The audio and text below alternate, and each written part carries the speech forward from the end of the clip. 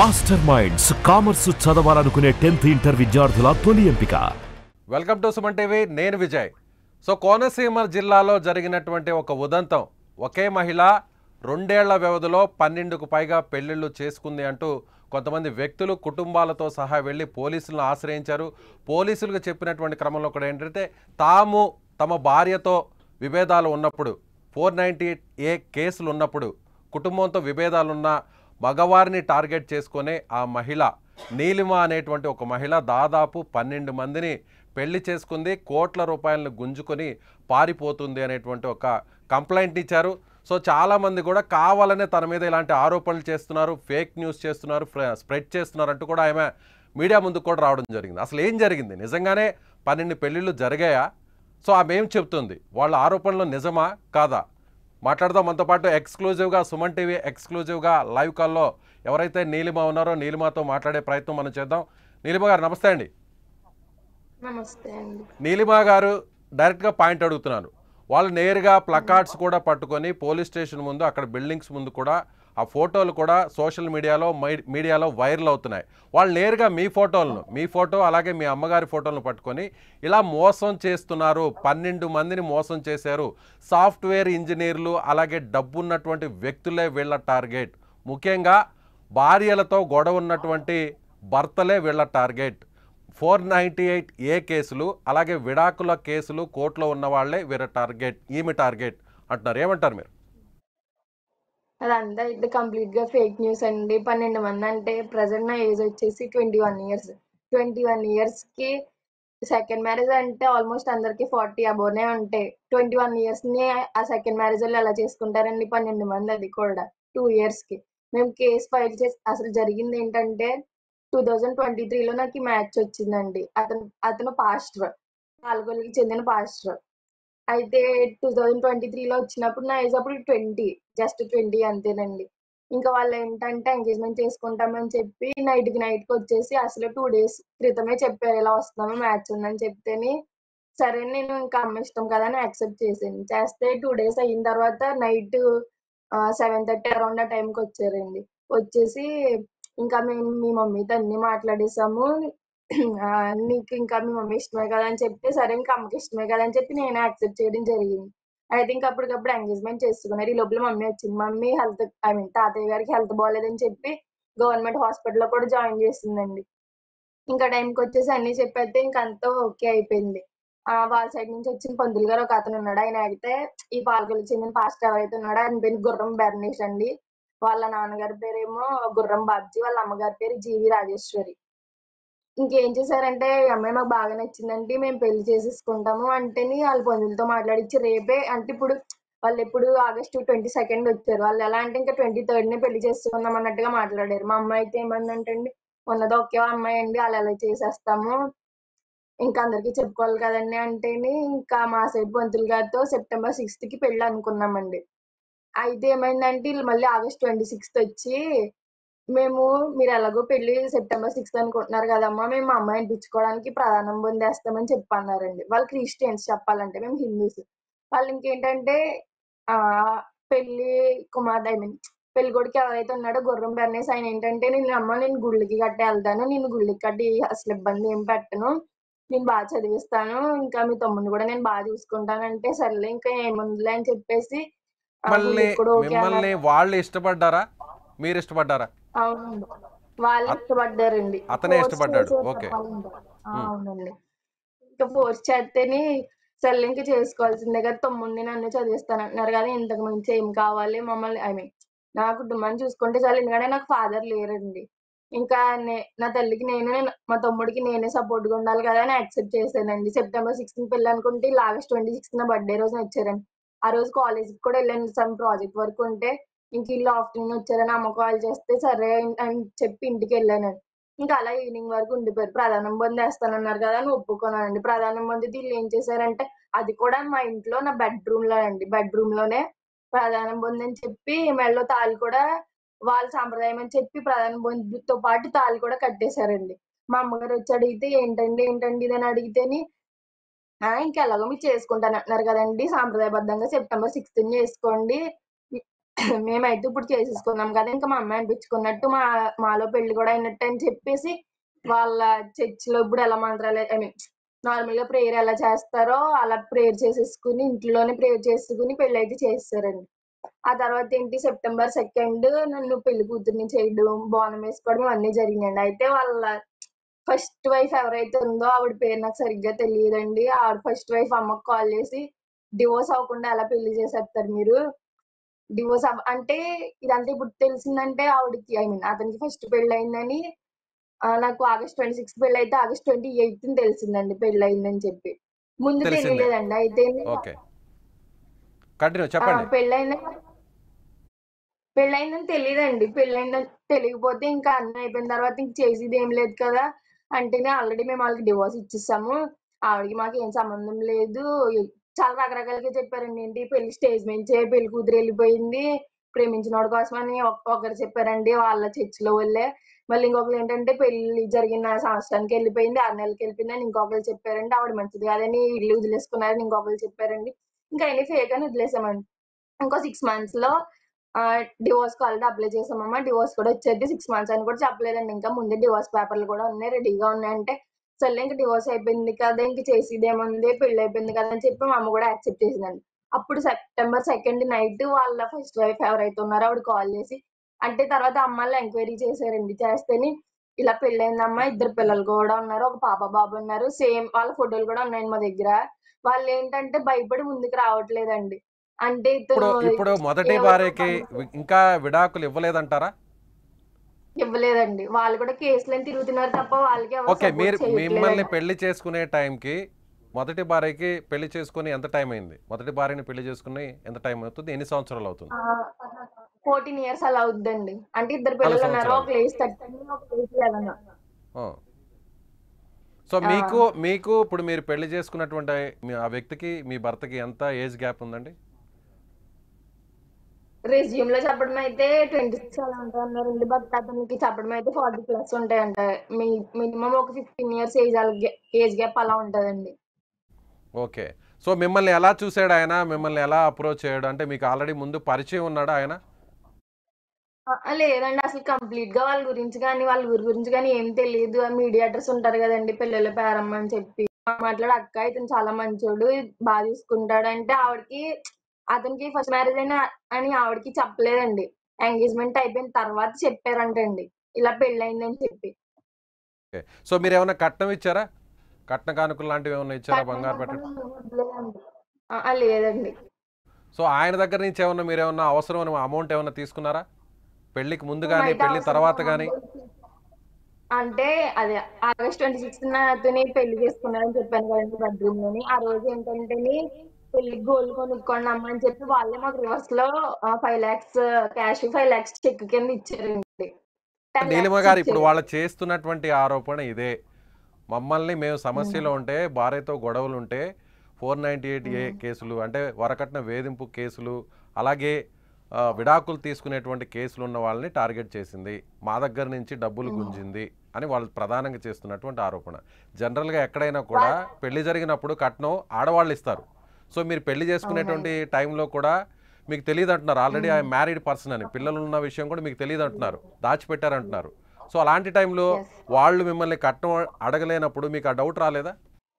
మా mummy ఆళ్ళైతే money అది ఏమి వద్దనే చెప్పారండి. కానీ ఈళ్ళేంటంటే ఇంక పెళ్లి చేసుకున్నాం గదండీ! తర్వాత ఖర్చులుంటాయి గదా! అని జెప్పి అన్నారు. అంటే తాతయ్య గారికి కూడా హెల్త్ బాలేదు ఆ టైంలో. గోల్డ్ కొనుక్కోండి మా సైడ్ నుంచి పెడుతున్నట్టు అంటే మేము అదే ఇవ్వాలని చెప్తే వినకుండానే ఇచ్చారండి. అయితే ఆగస్ట్ 26 నా బర్త్‌డే అయితే ఆగస్ట్ 28 బిలేటెడ్‌గా చేశారు. ఇంకా ఆ రోజు కాల్ చేసి మా అమ్మ ఆళ్ళకి, "అమ్మ క్యాష్ తీసేయండి అమ్మ మేము కొనుక్కుని అంటే మాకు మేముగానే పెట్టుకుంటాము. మీరొద్దండి. మాకు మేము ఇచ్చుకున్నట్టే బావుంటదని" చెప్తే, ఆ రోజు మార్నింగే క్యాష్ ఓకే, తీపిచ్చేసి మీరు క్యాష్ మా అవసరమని 5 లక్షల రూపాయలు క్యాష్ తీసుకున్నారు. తర్వాత ఏం జరిగింది? మరి ఎందుకు అహా! గొడవలు వచ్చాయి? ఎందుకు విడిపోయారు? 10 లక్షలండి 10 తీసుకుంది. లక్షలు 10 తీసుకున్నారు. లక్షలు మీరు తీసుకున్నారా? ఆ! ఆ! ఆళ్ళే ఐ మీన్ వాళ్ళేడు మాకేసారండి. ఆ! అకౌంట్‌కి. ఓకే, అకౌంట్‌కేస్తే అకౌంట్‌కి అది ట్రాన్స్ఫర్ చేశారు. 28కి మార్నింగ్ కాల్ చేసి, "అమ్మ మీరు క్యాష్ తీసేయండమ్మా. మేమే తీసుకొని మీ గోల్డ్ మేమే కొంటామని" చెప్తే, సరే అని ఇంకా అమ్మగారు ఏం చేశారు, ఇంకా నమ్మలేదండి వాళ్ళని. సరే మంచోళ్ళు కదా మనకి ఎందుకు వాళ్ళే కొంటానన్నప్పుడు అని చెప్పేసి ఇంకా అమ్మ కూడా ఓకే అని డబ్బులు తీసి ఆగస్ట్ 28 నా బర్త్డే రోజున ఈవినింగ్ కేకుని ఇంకా సంథింగ్ గోల్డ్ ఏదో తెస్తేని 12 గ్రాముల గోల్డ్. అది కూడా వాళ్ళని కూడా కాదంటండి, వాళ్ళ ఫస్ట్ వైఫ్. అది మాకు ఎలా తెలిసిందంటే వాళ్ళ ఫస్ట్ వైఫ్ ని కాంటాక్ట్ అయితే ఆవిడ ద్వారా తెలిసింది ఆ గోల్డ్ నక్లీస్. ఇంకా ఆ రోజు అమ్మ చెక్ ఇచ్చేసింది, క్యాష్ కూడా ఇచ్చేసింది. ఆ తర్వాత ఇంకా ఈవిడికి పెళ్లి అవ్వలేదని, ఐ మీన్ పెళ్ళయిందని ఇంక ఇవన్నీ తెలిసిన తర్వాత ఇతను చాలా ఫ్రాడ్ అని, పాస్టర్ అండి ఈయన. లాయర్ చేశానని చెప్పాడు, ఎల్ఎల్బి ఏదో. మళ్ళీ సాఫ్ట్వేర్ ఇంజనీర్ చేశానన్నాడు, కంపెనీలో ఉన్నాడు అన్నాడు. తర్వాత ఎంక్వైరీ చేస్తే అతను చాలా ఫ్రాడ్ అని తెలిసిందండి. చర్చికి వచ్చిన వాళ్ళని వేరే వేరే కంట్రీస్ కి ట్రాన్స్పోర్ట్ చేస్తామని, పెళ్లి పేరుతో మోసం చేసి ఇలా ఇలా చేస్తారని తెలిసిందండి. ఇంకా అమ్మ ఇంకా వద్దు అంటే నార్మల్ గా క్యాన్సిల్ చేసుకొచ్చి అన్ని మాట్లాడి, కానీ ఇలాంటి వాళ్ళు ఏంటి ఇలా పోలీస్ స్టేషన్ లో మీరు తీసుకెళ్తేనే మోసపోయినప్పుడు ఆల్రెడీ మ్యారీడ్ అయిన పర్సన్ మిమ్మల్ని మోసం చేశాడని తెలుసుకున్న తర్వాత మీరు ఎందుకు పోలీసులను ఆశ్రయించలేదు? బట్ మేము అందుకు వ్యతిరేకంగా, అందుకు భిన్నంగా ఆయన మీ మీద కంప్లైంట్ ఇచ్చారు. కొన్ని ఫొటోస్ని కూడా అక్కడ చూడొచ్చు, ప్లకార్డ్స్ని కూడా పట్టుకున్నారు. కావాల్సింటే స్క్రీన్ మీద ఒకసారి ఆ ఫొటోస్ని ప్లే చేస్తే చూడొచ్చు. మీ బాధితులు అంటూ కొంతమంది మగవాళ్ళకి సంబంధించినటువంటి ఫోటోలను పేర్లతో సహా కూడా ఇచ్చారు. అంటే వాళ్ళకి కొంత అభ్యంతరాలు ఉంటాయి కాబట్టి వాటిని స్క్రీన్ మీద డిస్ప్లే చేయలేకపోతున్నాం. ఆల్రెడీ ఆ ఫొటోస్ కూడా మీ దృష్టికి వచ్చి ఉంటాయి, మీ వద్దకు కూడా చేరుంటాయి. మరి వాళ్ళందరూ ఎవరు? దాదాపు 4 మగ వ్యక్తులకు సంబంధించిన, మగవారికి సంబంధించిన ఫోటోల్ని ప్లకార్డ్స్ పట్టుకొని మీ ఫోటోలతో సహా, మీ తల్లి గారు మీ ఫోటోలతో సహా కూడా వాళ్ళు అక్కడ ఆందోళన చేశారు, నిరసన తెలిపారు. దానిపై మీరేమంటారు? ఇలాంటి సంబంధం లేదా అసలు? చెప్పాలంటే ఆ ఊర్లు కానీ ఏం తెలియదండి. వాళ్ళు ఒరిజినల్ పాలకొల్లు. అండ్ పక్కన ఫోటోలు పెట్టుకుని ఎవరైతే ఉన్నారో వాళ్ళందరూ చర్చికి సంబంధించిన వాళ్ళు. మొగతను ఒకడు ఉన్నాడు నిల్చున్న చూసారండి వాళ్ళు కాదు సంఘటన. నీలిమ గారు, నేను అడిగేది అక్కడ నిల్చున్న వ్యక్తుల గురించి మాట్లాడట్లేదు. వాళ్ళు డిస్ప్లే చేస్తున్నటువంటి ఫొటోస్లో ఉన్న వ్యక్తులకు మీకు ఎలాంటి సంబంధం లేదా? లేదండి, వాళ్ళ రిలేటివ్సేనండి. చెప్పింది కూడా వాళ్ళ రిలేటివ్సే, వాళ్ళ సొంత పెద్దమ్మ గారండి. ఇంకొక అతను కార్ డ్రైవర్ అండి. ఇంకొక ఆవిడ వాళ్ళ చర్చి గల మనిషి అండి. ఇది ఆ ఫోటోలో ఉన్న వ్యక్తులు. అవునండి. మరి ఆ 12 ఫోటోలో మందిని మీరు మోసం ఉండే చేశారు అని ఒక ఇంత పెద్ద ఆరోపణ ఎలా చేస్తారు? అందులో అతను పాస్టర్గా పనిచేస్తున్నాడు అంటున్నారు, అతనే మిమ్మల్ని మోసం చేశాడు అంటున్నారు, నమ్మించి మోసం చేశాడు. అవునండి. ఆల్రెడీ మొదటి పెళ్లి విషయాన్ని కూడా గోప్యంగా ఉంచాడు, పిల్లలున్న విషయాన్ని కూడా చెప్పలేదు. సో ఎదురుగా మీకే 10 లక్షల రూపాయలు కూడా డబ్బులు ఇచ్చాడు బంగారు కొనుక్కోమని. సో ఆ తర్వాత అతని విషయం తెలిసింది, అమ్మాయిలను మోసం చేస్తున్నాడు, విదేశాలకు కూడా అతను వాళ్ళందరూ కూడా ట్రాన్స్పోర్ట్ చేస్తున్నాడు. ఇవన్నీ కూడా మీకు తెలిసే అన్నప్పుడు, ఇంత మోసగాడన్న విషయం మీకు తెలిసినప్పుడు 12 మందిని మీరు పెళ్లి చేసుకున్నారని తిరిగి అతను అంత సంచలనమైనటువంటి ఒక ఆరోపణ ఎలా చేయగలుగుతాడు? మేము కేసు ఫైల్ చేసింది 2 years back sir. September 2 night వెళ్ళి ఫైల్ చేసాం. ఆ రోజు ఏంటంటే వీళ్ళు కూడా వచ్చారండి. కేసు ఫైల్ చేసినప్పుడు పోలీసులు కాల్ చేస్తారు కదండి, ఆబ్వియస్లీ ఆ రోజు సండే నైట్ వచ్చారు. మేము మార్నింగ్, ఐ మీన్ ఆఫ్టర్నూన్ అలా ఫైల్, సెప్టెంబర్ 3 ఎప్పుడు అలా ఫైల్ చేస్తే వీళ్ళు ఆఫ్టర్నూన్ వచ్చారు. ఆఫ్టర్నూన్ వచ్చి పోలీసులు అన్నారండి, ఇంకా అంతా మాకు ఫర్గా మాట్లాడారు. అమ్మాయి ఇది తప్పమ్మా, ఇలా అమ్మాయిని ఇలా మోసం చేయకూడదని మాకు ఫర్గానే మాట్లాడారు. తర్వాత ఏమైందనండి, అక్కడ కానిస్టేబుల్ ఒక అతను ఉంటాడండి, మా ఊరు రామచంద్రపురం పోలీస్ స్టేషన్ సంబంధించిన కానిస్టేబుల్ ఒక అతను ఉన్నాడండి. ఆయన ఏంటంటే ఆడవాళ్ళు ఇక్కడ నైట్ 10 అయితే ఉండకూడదు, అర్జెంట్గా వెళ్ళిపోండి ఇక్కడ నుంచి అని క్యాగ్లేసేస్తే, సర్లే ఇంకా పొద్దున్న చూసుకుందాం అంతా అయిపోయింది కదా సైన్లు పెట్టి ఇంకా మ్యాటర్ క్లోజ్ చేసేద్దాం అనుకున్నప్పటికి నెక్స్ట్ డే పోలీసు వాళ్ళు అన్నారు వాళ్ళు కోర్టులో తేల్చుకుంటారమ్మా అంటే సరేనని దానికి యాక్సెప్ట్ చేసామండి. అలా 2 years అమలాపురం ఎస్పీ ఆఫీస్ కి మా మమ్మీ వాళ్ళు ఒక 3 to 4 times వెళ్ళారండి. ఇంకా లాస్ట్ టైం ఒకసారి వెళ్ళినప్పుడు మీడియా ఉందండి బయట. మీడియా ఉంటేని అప్పటికప్పుడు కేసు యాక్సెప్ట్ చేసి అప్పటి నుంచి ఇక్కడికి పంపితే మా ఊరు నీలిమ గారు మొదట పోలీసులకి కంప్లైంట్ ఇచ్చింది మీరా వాళ్ళ? మేమేనండి. ఇంకోండి ఇది 2 years బ్యాక్ నుంచి ఉన్నవండి. ఆ డాక్యుమెంట్స్ అన్ని కూడా కేసులకు సంబంధించిన ఆ డాక్యుమెంట్స్ అన్ని కూడా ఇవన్నీ అవేనండి. ఓకే. మేము పెళ్లి ముహూర్తం గట్ట పెట్టాల్సిన పని కూడా మాకు తను లేదు. ఆ వ్యక్తి మీరు ఎవరైతే బ్లేమ్ చేస్తున్నారో ఆ వ్యక్తి కూడా కొన్ని ఓకే. అవేం పేపర్స్ అండి నీలిమ గారు? ఇవి స్టాంప్ పేపర్స్ అండి. అతను రాసి ఇచ్చింది. ఎటువంటి ఏమంటే ఏ ప్రెషర్ ఉండదు అన్నట్టుగా, నా మొదటి భార్య వల్ల కానీ ఎవరి వల్ల కానీ ఎటువంటి ప్రెషర్ ఉండదు, ఇంకా మాకు ఆవిడకి డివోర్స్ అయిపోయి ఇచ్చేస్తాము అని చెప్పి అన్నాడండి. డివోర్స్ పేపర్లు మాకు ఇవన్నీ తెలిసింది ఏంటంటే వాళ్ళకి డివోర్స్ అసలు తీసుకోలేదండి. ఇప్పటికీ వాళ్ళ కేసు రన్ అవుతుంది. ఓకే. యాక్చువల్లీ 2 డేస్ బ్యాక్ ఏంటంటే అతనికి కోర్టు నుంచి మేము కోర్టుకి ఎస్ఐ ఐ మీన్ మా ఊరు పోలీస్ స్టేషన్ ఇప్పుడు బాగా చేశారండి. ఎస్ఐ గారు ఎవరైతే ఉన్నారో ఆయన కోర్టుకి ఐ మీన్ కేసు ఫైల్ చేసిన తర్వాత కోర్టుకి కట్టేసైతే ఆయనకి మొన్న 3 డేస్ బ్యాక్ హీరింగ్ వచ్చిందండి. వాళ్ళు అక్కడి నుంచి రాలేదు. రాకపోగా మళ్ళీ 2 డేస్ బ్యాక్ మా తమ్ముడికి కాల్ చేసి బెదిరించారు. ఏంటి ఇది అది ఇది అని చెప్పి. నిన్నేమో ఇలా మీడియాలో ఫేక్ న్యూస్ స్ప్రెడ్ చేస్తున్నారు. ఓకే. మీరు ఎస్పీ గారి దగ్గరికి వాళ్ళు వెళ్ళి నేరుగా ఒక కంప్లైంట్ ఇచ్చినట్టుగా ఆ కంప్లైంట్ కూడా మీడియాకి ఇచ్చారు. అతను కూడా కొద్దిసేపటి కింద మాతో కూడా మాట్లాడారు. లైవ్లోకి రమ్మంటే మళ్ళీ వస్తానంటున్నాడు. మీతో మాట్లాడిన తర్వాత కూడా అతను లైవ్లో తీసుకునేటువంటి ప్రయత్నం కూడా చేస్తాం. అతను కొన్ని ట్రాన్సాక్షన్కి సంబంధించిన డీటెయిల్స్ కూడా నాకు కూడా పంపాడు. అతను కూడా మీతో అగ్రిమెంట్ చేసుకున్నటువంటి ఆ పేపర్స్ని కూడా పంపాడు. మీరే మోసం చేశారని సంబంధించినటువంటి ఆ డీటెయిల్స్ అన్నీ కూడా అతను ఒక కంప్లైంట్ ఇచ్చాడు. ఎస్పీకే ఇచ్చాడు, డైరెక్ట్గా ఎస్పీ గారికి. కోర్టులో ఇష్యూ ఉండగా హీరింగ్ కూడా వచ్చిందని మీరు అంటున్నారు. అలాంటి టైంలో సో నిన్ననే నేరుగా పోలీసుల్ని ఆశ్రయించడం వెనక ఉన్నటువంటి ఆంతర్యం ఏంటి అతను? అంటే వీళ్ళు గ్రూప్ లో స్ప్రెడ్ చేసాయండి. అంటే హీరింగ్ వచ్చింది. హీరింగ్ వస్తే మరి కోర్టుకు వీళ్ళు కోర్టుకు వచ్చి సబ్మిట్ చేయాలి కదండి. వాళ్ళ దగ్గర ఏమన్నా ప్రూఫ్స్ ఉంటాయి. కోర్టుకు రాకుండా హీరింగ్ రాకుండా ఇక్కడ కేసులు పెట్టిన ఎప్పుడు కూడా రాలేదండి వాళ్ళు. మేము మళ్ళీ ఇంకో విషయం ఏంటంటే మేము కేసు ఫైల్ చేసినప్పుడు ఫైల్ చేసాం. అమలాపురం కి వెళ్ళాం. కాకినాడ దిశాకి కూడా వెళ్ళాం. దిశాకి వెళ్ళినప్పుడు ఆయన మళ్ళీ అక్కడ కానిస్టేబుల్ కి ఫోన్లు చేసి మనీ ఇస్తున్నట్టుగానే మాట్లాడాడు. వాళ్ళు ఏంటంటే ఇంకా ఇక్కడ కాదమ్మా ఒకసారి వాళ్ళతో డైరెక్ట్ గా వెళ్ళి మాట్లాడండి అంటే సరే అని చెప్పి వాళ్ళ పాలకొల్లు కూడా వెళ్ళామండి. నైట్ ఓన్లీ మా ఫ్యామిలీ వెళ్తేని 7 కి ఎప్పుడో వాళ్ళ నైట్ వాళ్ళ ఊరు వెళ్తేని మా ఊర్లో పోలీసులు ఏమన్నారంటేనండి 10 దాటితే ఆడవాళ్ళు ఇక్కడ ఉండకూడదు అన్నారండి. కానీ అక్కడ అవన్నీ సంతకాలు బెదిరించి సంతకాలు ఇప్పించుకుని మార్నింగ్ అని 4:30కి చెప్పారు మీరు. వదిలేరండి. కాకపోతే ఇప్పుడు మీ మీద కంప్లైంట్ ఇచ్చింది కేవలం ఒక వ్యక్తేనా? కాదండి. అంటే ఒక ఫ్యామిలీ అయితే అదేనండి, మిగతా ఫేక్ అండి. ఎన్ని కంప్లైంట్స్ ఇచ్చారు మీ మీద మీకు వ్యతిరేకంగా? మాకు కంప్లైంట్ అంటే ఇప్పుడు వచ్చింది ఇదే మీడియాలో వచ్చిన న్యూస్ ఏనండి. అంటే ఏంటి ఏకంగా 50 lakhs తీసుకున్నామని, ఇంకా 12 పెళ్లిళ్ళు చేసుకున్నామని, ఊరు వదిలేసి వెళ్ళిపోయామండి. మేము ఊరు వదిలేసి వెళ్ళిపోతే ఇంట్లో ఉండి అసలు మాట్లాడినండి. దర్జాగా తిరుగుతున్నాం మేము ఊర్లో. 12 పెళ్లిళ్ళు ఎవరు చేసుకుంటాడండి? ఆడు చేసుకుంటాడు. ఓకే. ఒకవేళ అతనితో పాస్టర్ మేము అయ్యి లైన్లోకి తీసుకుంటే మీరు అతనితో మాట్లాడడానికి సిద్ధమా? మాట్లాడతానండి ఖచ్చితంగా. ఎందుకంటే ఇంత పెద్ద ఆరోపణ మీ మీద వచ్చింది. మొత్తం మీడియాలో, సోషల్ మీడియాలో అంతా కూడా మీ గురించే చర్చ జరుగుతుంది. మీరే 12 మందిని పెళ్లి చేసుకొని దాదాపు ₹1,00,00,000 పైగా మోసం చేసి వాళ్ళని వదిలేసి పారిపోతున్నారు.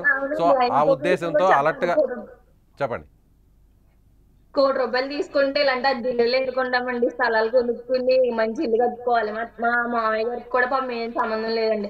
ఆయన హెల్త్ బాగోలేక గవర్నమెంట్ హాస్పిటల్లో చికిత్స తీసుకుంటున్నారండి. అలాంటిదేమో ₹1,00,00,000 తీసుకుంటే ఎవరు పెళ్లి మావయ్య గారంటే చేసుకుంటామండి? ఎవరంటారు? మావయ్య గారంటే శ్రీను అని ఉంది కదండి, ఫోటోలో వాళ్ళు వేసారు కదా, ప్రేయర్ చేసుకున్న కాదు. అంటే మీకు మా సంబంధించిన అద్దాల శ్రీను మేనమామ అండి. అంటారా? మా సొంత మేనమామ అండి. కానీ వీళ్ళందరూ ఓకే. ఏమైనా స్ప్రెడ్ చేస్తున్నారంటే మా ఫ్యామిలీకి సంబంధమే లేనట్టు.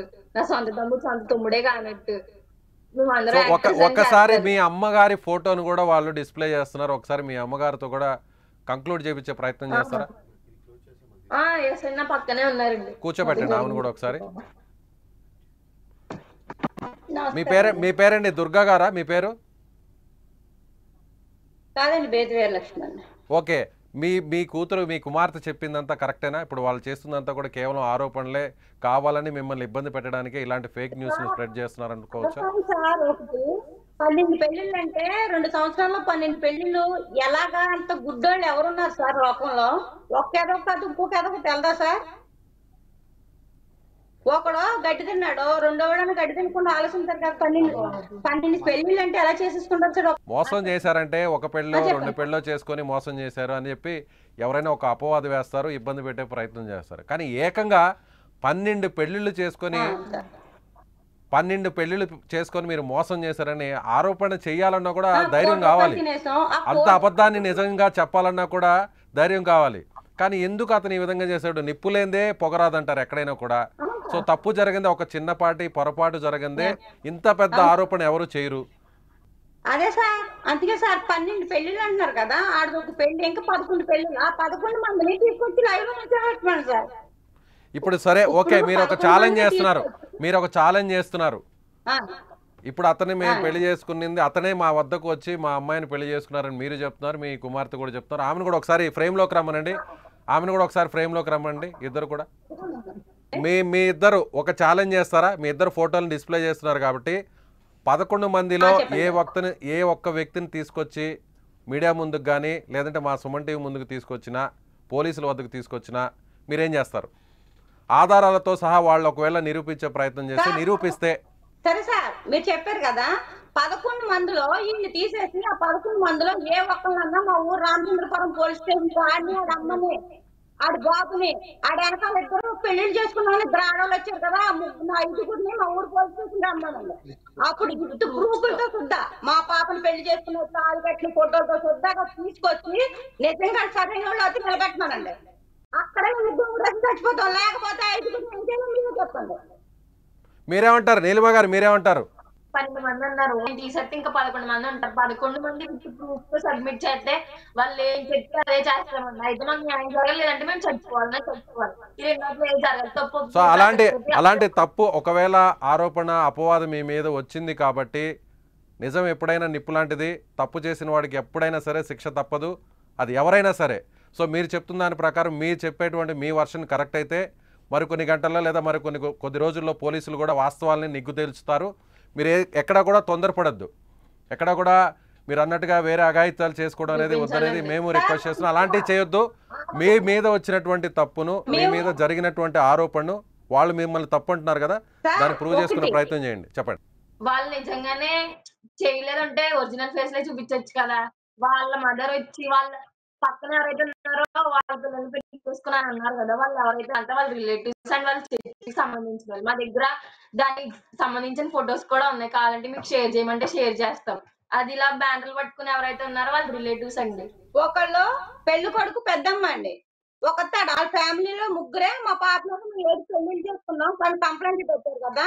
ఇప్పుడు ఆ ముగ్గురు మా అమ్మ 11 పెళ్లి, ఈడు పెళ్లి తీసేస్తే 11 పెళ్లి. ఆ 11 ప్రూఫ్ తో తీసుకొచ్చి రామచంద్రపురం పోలీస్ స్టేషన్ ముందు నిలబెట్టాలండి. ఎందుకంటే ఇతనితో పెళ్ళైంది, మా దగ్గర ప్రూఫ్ ఉందండి. ఫొటోస్ అన్ని, ఎంగేజ్మెంట్ ఏంటి, పెళ్లికి ఏంటి, అన్ని ప్రూఫ్స్ ఉన్నాయి. మరి ఆ 11 మందితో కూడా నేను చేసుకునే ప్రూఫ్స్ ఉండాలి కదండి. అన్ని కూడా విత్ ప్రూఫ్స్ తో రాకపోతే ఇక న్యాయ దేవుడే చేయాలండి. ఓకే, అతన్ని కూడా ఒకసారి లైవ్లోకి తీసుకొని మాట్లాడించేటువంటి ప్రయత్నం కూడా చేస్తాం. మీకు కూడా కాల్ బ్యాక్ చేస్తాం నీలిమ గారు. సో మీరైతే ఒక ఛాలెంజ్ చేస్తున్నారు, ఇది మాకు ఎలాంటి భయం లేదు, మేము తప్పు చేయలేదు కాబట్టి మాస్కులు కూడా వేసుకోకుండా మీడియా ముందుకు వచ్చాం, సుమన్ టీవీ ముందుకు వచ్చాం. వాళ్ళు కూడా తప్పు లేకపోతే, మా మీద చేసినటువంటి ఆరోపణలో నిజం ఉంటే వాళ్ళు కూడా మీడియా ముందుకు రావాలి, వాళ్ళు కూడా సుమన్ టీవీతో మాట్లాడాలి. ఒకవేళ మాట్లాడితే మేము కూడా మాట్లాడడానికి సిద్ధంగా ఉన్నామని నీలిమ, వారి కుటుంబ సభ్యులు, ఆమె తల్లే, సోదరుడు కూడా చెప్తున్నారు. సో చూద్దాం నెక్స్ట్ ఏం జరుగుతుందో. నీలిమ చెప్పిన దాంట్లో ఎంతవరకు వాస్తవం ఉందో, తానే మోసపోయాను, తాను 12 పెళ్ళిళ్ళు చేసుకున్నాను అని వస్తున్నటువంటి వార్తల్లో ఎలాంటి నిజం లేదు, కావాలని ఒక ఫేక్ న్యూస్ని అతను స్ప్రెడ్ చేస్తున్నాడు. సో రామచంద్రాపురం పోలీస్ స్టేషన్కు ఏ వ్యక్తి అయినా సరే, అతను కాకుండా మిగతా 11 మంది ఎవరైతే భర్తలని చెప్తున్నారో వాళ్ళలో ఒక్కరిని తీసుకొచ్చి ఆధారాలతో నిరూపించినా సరే, దేనికైనా సరే తాము సిద్ధంగా ఉన్నామంటూ నీలిమ ఫ్యామిలీ చెప్తుంది. సో ఈ వీడియో చూసిన మీకు ఏమనిపిస్తుంది? నీలిమ చెప్పిన దాంట్లో, నీలిమ కుటుంబ సభ్యులు చెప్పిన దాంట్లో ఎంతవరకు వాస్తవం ఉందని మీరు అనుకుంటున్నారు? మీ అభిప్రాయాన్ని కామెంట్ చేయండి.